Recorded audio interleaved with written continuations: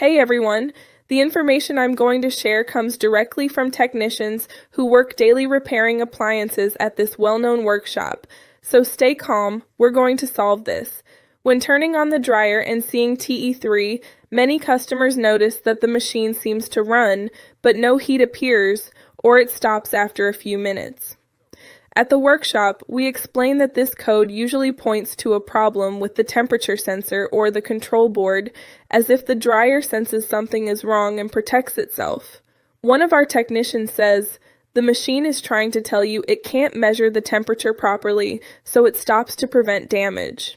Some customers have also reported that the drum spins normally, but the clothes remain cold and TE3 appears right away.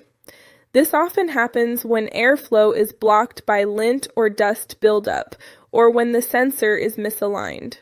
From the workshop's experience, checking filters, ducts, and the back of the panel often reveals the cause. One customer wrote on a forum, "I cleaned the duct and suddenly the dryer started heating again.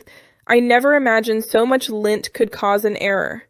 In other cases, everything seems clean, but TE3 continues to appear.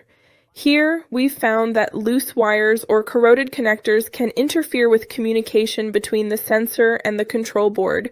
Some customers mention that after inspecting connections behind the panel, they found loose wires causing the error. As we explain in the workshop, this should always be ruled out before replacing expensive components. LG's technical bulletins indicate that if cleaning and checking connections don't fix TE3, it may be necessary to replace the temperature sensor or the control board. From our experience, the safest approach is to first check all the basics, clean the filters, inspect airflow, and ensure all cables are secure. As one of our technicians says, before changing the board, always check the sensors and ducts. Often that's where the solution lies.